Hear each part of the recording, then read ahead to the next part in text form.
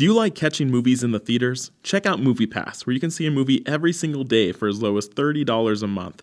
And IAYTD has the hookup, where you can click the link in the description box below to try MoviePass for 2 weeks before committing to it. Only available in the United States currently, but check out the website for a full list of participating movie theaters near you.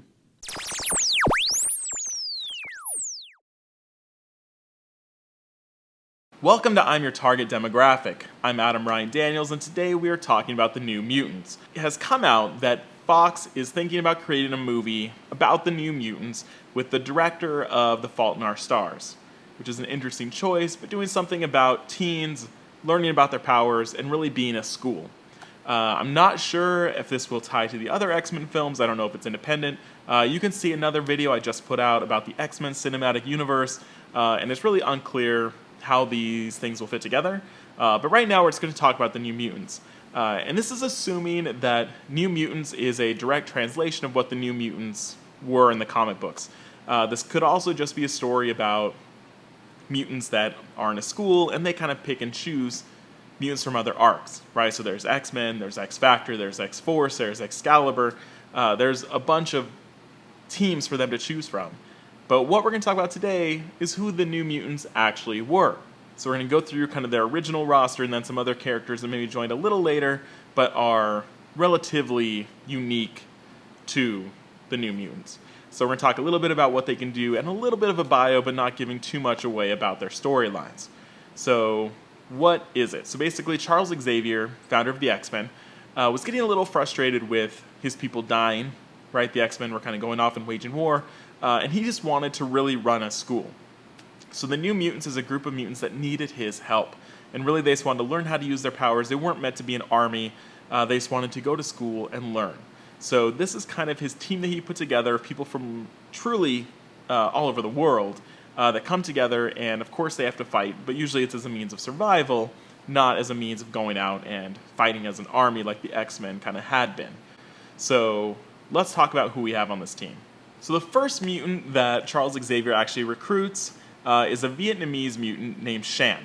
Interesting note, they made up this name, and it's not really a Vietnamese name, and it's actually, I guess, impossible to say in Vietnamese, so they kind of messed that up a little bit. But Shan, who goes by the name Karma, Karma has a twin brother named Tran, and they both have the same exact power, and that is the ability to possess other people and basically make them do kind of whatever you want. You're basically puppeteering their body. So Tran enjoys using this power. And he actually serves his uncle, who's a general in the military, and he's using this to kind of give the Vietnamese army a boost. But Karma does not like doing this. So eventually she has to kill her own brother to stop him from doing this kind of tragic act. And after that, she goes and joins the New Mutants and kind of learns how to use this power. But it's kind of through this voyage of tragedy that she ends up there. So when Karma takes over someone's mind, she can use it to do something little, like just get them to give away information or tell them, something that's going on, or she can full-blown puppeteer their body, right? She can take over someone and make them do kind of whatever she wants. She can even change someone's memory and perception of what really happened, so she can implant false memories. In addition to when she takes over someone, they don't remember what happens. So she can kind of change the way that things have happened and make people forget about what really happened. As Karma's gotten older, she's also been able to possess multiple people at one time. Now, the more people that she possesses, the weaker that link is and the less control she has over them. But she is learning to do better. She also has a psychic shield, so she can kind of stop other telepaths and things from messing with her, so she can use that defensively. Her big weakness is that if she possesses someone for too long, their consciousness actually starts to kind of override her own, and she might kind of get stuck in that body without control if she stays in there for too long. So she kind of probably realizes that and has to bounce before it's too late. And that's Karma. So next up we have a mutant named Wolfsbane. And Wolfsbane was a girl growing up in Scotland, and her father was a reverend. The reverend had a secret, though, that Wolfsbane's mother was a prostitute. No one knew this, so he kind of was raising her without really knowing who the mother was. Wolfsbane's power is lycanthropy, so to become a werewolf, basically. And so the first time these powers manifested, everyone in the village lost it. They kind of were hunting her through the woods, thinking that she was a werewolf, right?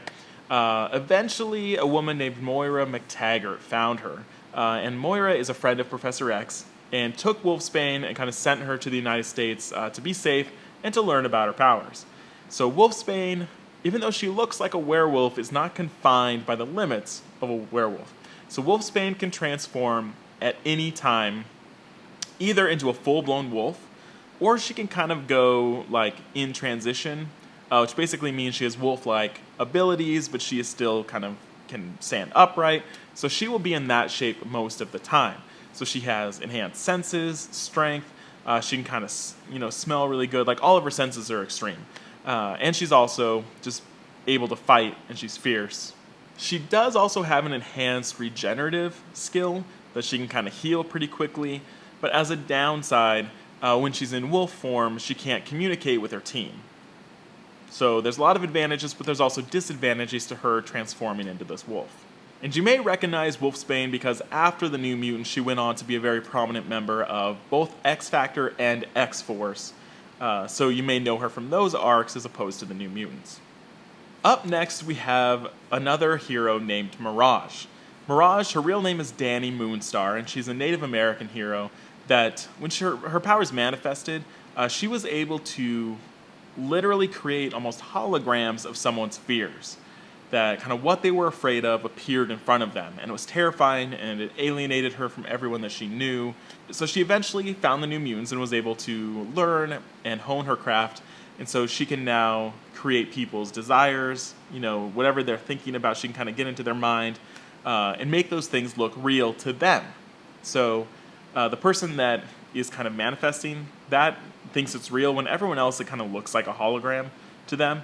But she can create three-dimensional holograms of things that people are thinking about. This doesn't make her telepath. She's not really reading their mind. She's just creating things in their mind in front of them. Kind of strange. One useful thing she can do with this is she can create kind of fake clothing and appearances. So if someone's looking for them, she can make it look like they're not them. She can also project to multiple people and have them see different things. Right, so I might see one thing, but this other person sees something else. So as she learns to use her ability, she can get very specific and kind of spread out her power to different people. And while I said she's not telepathic, she is able to somewhat communicate with animals. She has a better relationship with nature. And this means that Wolfsbane, who can't communicate because she's a wolf, is able to kind of talk to Mirage a little bit while in wolf shape through this kind of relationship sense, whatever that they have together. Up next, we've got Sunspot. Now, Sunspot is the only person on this list to have appeared in an X-Men movie so far. So he appeared in X-Men Days of Future Past. Now, Sunspot's ability, he is a Brazilian mutant, and he is able to absorb solar energy. So he absorbs energy from the sun, and he's learned to, at night, absorb energy from the refraction of the sun that appears on the moon. So he kind of absorbs it, and his skin appears black because he's taking the sunlight from his skin. That's hitting his skin, basically, he's absorbing it all. And he can then kind of exude that energy through blasts. He can use it concussively to fly through the air. He kind of can do whatever he wants with that energy that he's absorbing. So his powers are pretty straightforward, and he kind of had a best friend relationship with another guy on the team, Cannonball. Now, Cannonball, his real name is Sam Guthrie. He is a mutant from Kentucky, and he has a brother and a sister, and both of them are mutants as well. And Cannonball can literally create concussive force from his body. And he mostly uses it from his legs to create a cannonball, his namesake, to shoot through the sky. And he can run into objects really hard. He can fight. He's kind of shooting around like a cannonball. And when he uses this energy, it creates a shield around him that he's basically invincible while he's doing this. So he can kind of hit anything at incredible speeds and not be hurt. He once destroyed a couple city blocks by running down into the city. I don't know the full story arc. I'm sure people were hurt. Not sure why he did it, but that's how powerful he can be. As he got older, he also discovered that he can shoot this energy not only from his lower body, but from his hands, other parts of his body, so he can use it like a blast. Basically, he can just shoot energy, a force out of his body. Cannonball and Sunspot have a really close relationship, and they both eventually join the Avengers as they become adults. So, cool thing to know. So now we're going to start to get into the stranger origin stories. And this one is of a mutant named Magma. And her real name is Amara. And Amara grew up in a civilization that was basically an offshoot of the Roman Empire, and they kind of don't like technology. They kind of live in this very ancient civilization outside of Brazil, where they still sacrifice people, and it's very ancient is the right word. And they were going to sacrifice Amara by throwing her into a volcano, and when she landed inside, it triggered her mutant ability, which is basically lava. So what are the odds, right, that happened to save her life? Otherwise, she would have been screwed. So she is able to move the tectonic plates of the Earth. All right, crazy. She can cause lava to come up out of the ground. She can kind of control it. She can shoot fire and lava. And when she's using these powers, she literally turns into magma, which is cool, but also dangerous. Her powers are tied to her emotions. So when she's angry, when she's upset, she has less control, and her powers are more powerful, right? So in one story arc, she fell in love with another mutant who had the exact same powers as her. And so they were able to both kind of go into volcanoes and places where no one else could survive. So they were on a lovely date inside of a volcano, as you would. And this is when the event Decimation happened. And basically what this was is the Scarlet Witch basically unmade most of the mutants on the planet. So all she said was no more mutants, and this guy, his mutant abilities went away, but he was inside a volcano. So he died instantly. She was obviously upset and kind of caused this volcano to erupt and like attack this town nearby. So she's very emotional. And when she gets that way, her powers are immensely powerful. So now let's segue from something really powerful to one of the more underrated abilities on the team. And this is a mutant named Cypher.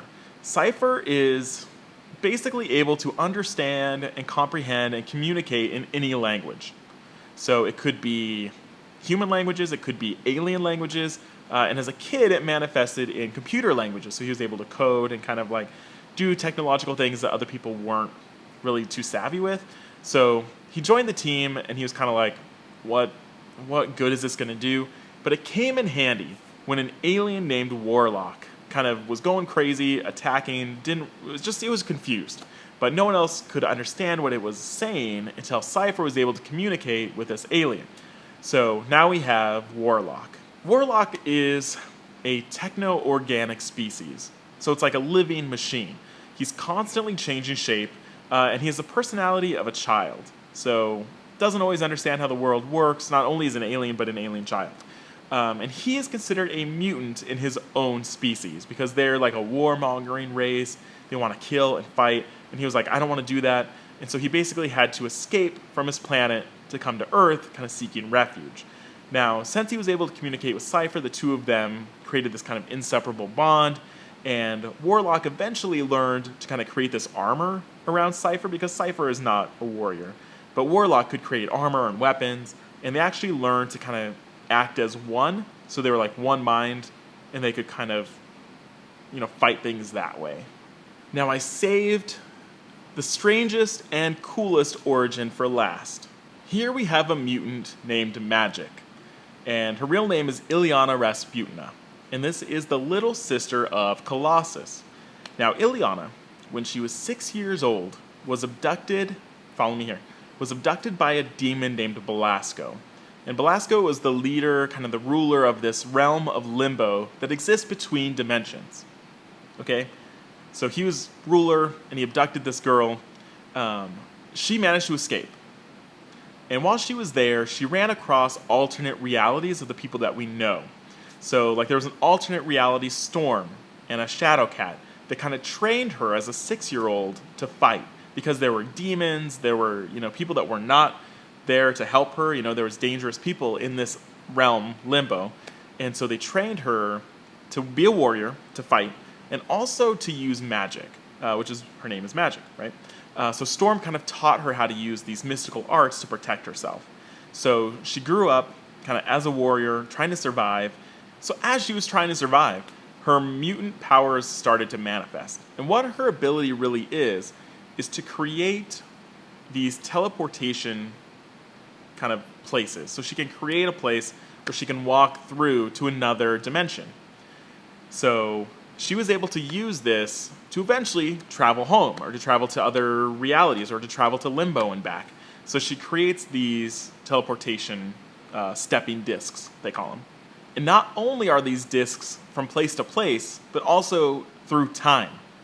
So limbo always has to be the midpoint, though, so she can travel from anywhere she wants to limbo, and then from limbo to anywhere she wants. Okay, so limbo is truly the middle point of all of her powers. Now, her other ability that started to manifest, and also because of the magic that she was learning, is she was able to summon this sword, kind of from her own life energy, which is called the Soul Sword. And it started out really plain and generic, but as she uses it, it becomes more intricate and more powerful. So she started to use this sword to kind of like fight these demons, and eventually she defeated the demon Belasco that was keeping her there. So at this point, she was 13 years old. Okay, that's a badass 13-year-old. And she finally was able to leave, and so she travels back to Earth, but she traveled back to minutes after she had been abducted. So no time has passed for the world, but for her, she's now 13. So there, she joined the New Mutants, and she started to kind of learn and practice her craft. She also discovered that when she used the Soul Sword, it created a shield around her.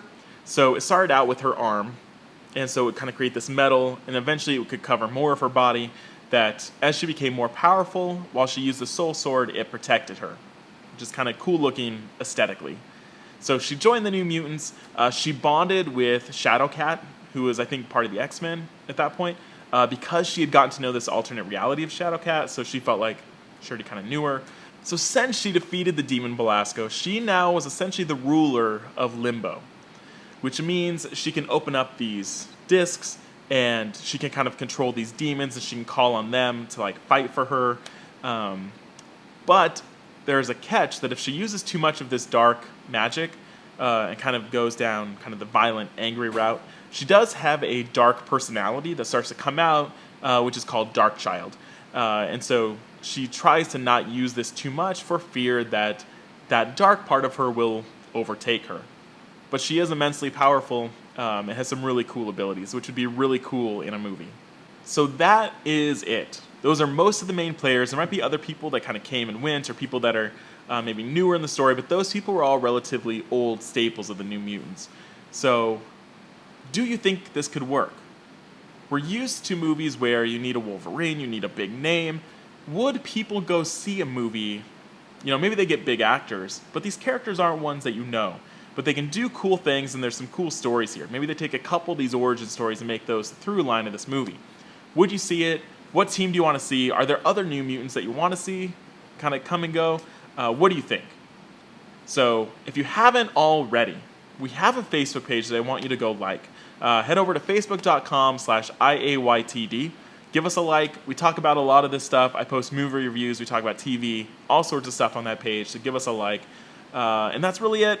Let me know in the comments what else you want to see and what you think about the New Mutants. Thanks for watching.